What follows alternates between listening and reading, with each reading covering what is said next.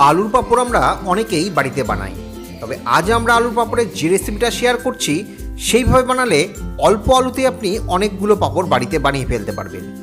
পাশাপাশি আলুর পাঁপড়গুলো হবে একদম দোকানের মতো গোল আর দারুণ পাতলা। তো নমস্কার, কেমন আছেন সবাই? বাঙালি স্পাইসি কিচেন চ্যানেলের নতুন একটি রেসিপিতে আপনাদের স্বাগত।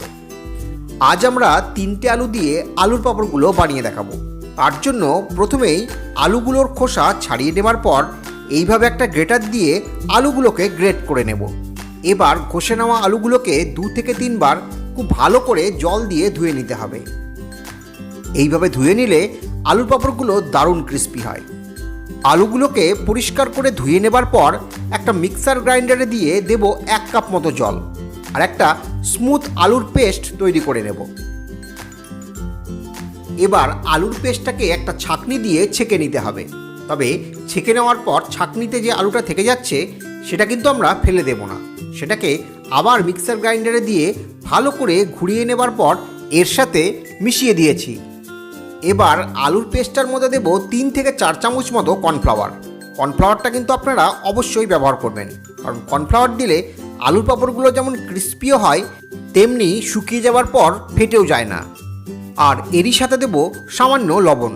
এবার সব উপকরণগুলো ভালো করে মিশিয়ে নেবার পর ওভেনটা ধরিয়ে 5 থেকে 6 মিনিট খুব ভালো করে জাল দিয়ে নিতে হবে। আর জাল দেবার সময় আমরা আরও 2 কাপ মতো জল আলুর পেস্টটার মধ্যে দিয়েছি। 5 থেকে 6 মিনিট খুব ভালো করে ফুটিয়ে নেবার পর একটা পাত্রে কিছুটা নিয়ে দেখে নিতে হবে ঘনটা ঠিক এই রকম হয়েছে কিনা। যেহেতু আজ আমরা মশলা ছাড়া আর মশলা দিয়ে এই রকম 2 রকম পাঁপড় বানিয়ে দেখাবো, তাই কিছুটা আলুর পেস্ট আমরা মশলা ছাড়াই আগেই তুলে রাখবো আর বাকিটার মধ্যে দেব চিলি ফ্লেক্স আর সামান্য গোটা জিরে। এবার কিছুক্ষণ ফুটিয়ে নেবার পর সেটাকেও নামিয়ে ঠান্ডা করে নেব। আজ আমরা একটা চুড়ি দিয়ে পাঁপড়গুলো বানিয়ে দেখাবো। এইভাবে চুড়ি দিয়ে পাঁপড় বানালে পাঁপড়গুলো হয় দারুণ গোল। আর এর সাথেই নিয়েছি একটা পলিথিনের শিট। এই পলিথিনের শিটটার উপরে আমরা পাঁপড়গুলোকে বানাবো। এইভাবে পলিথিনের শিটের উপর পাঁপড় বানালে শুকোনোর পর খুব সহজেই পাঁপড়গুলো উঠে আসে। তবে আপনারা পলিথিনের শিট না থাকলে কাপড়ের উপরেও কিন্তু পাঁপড়গুলোকে বানিয়ে নিতে পারেন। এবার পলিথিনের উপর চুড়ি বসিয়ে এইভাবে চামচ দিয়ে আলুর পেস্টটাকে দিয়ে সামান্য ঘুরিয়ে দিলেই দেখবেন গোল গোল পাঁপড় তৈরি হয়ে যাচ্ছে। তবে চুড়ি না থাকলে কিন্তু হাত দিয়েও আপনারা এইভাবে পাঁপড়গুলো বানিয়ে নিতে পারেন।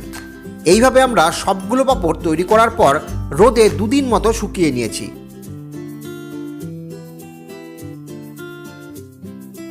শুকনোর পর দেখুন কতটা সুন্দর গোল আর পাতলা পাঁপড় তৈরি হয়েছে।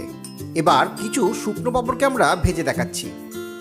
তো আজকের পাঁপড় বানানোর রেসিপিটা আপনাদের কেমন লাগলো তা কিন্তু কমেন্ট বক্সে জানাতে ভুলবেন না। আর ভালো লাগলে একটা লাইক ও শেয়ার অবশ্যই করবেন। তবে আজ এতটুকুই, দেখা হচ্ছে নেক্সট কোনো রেসিপিতে। ভালো থাকবেন।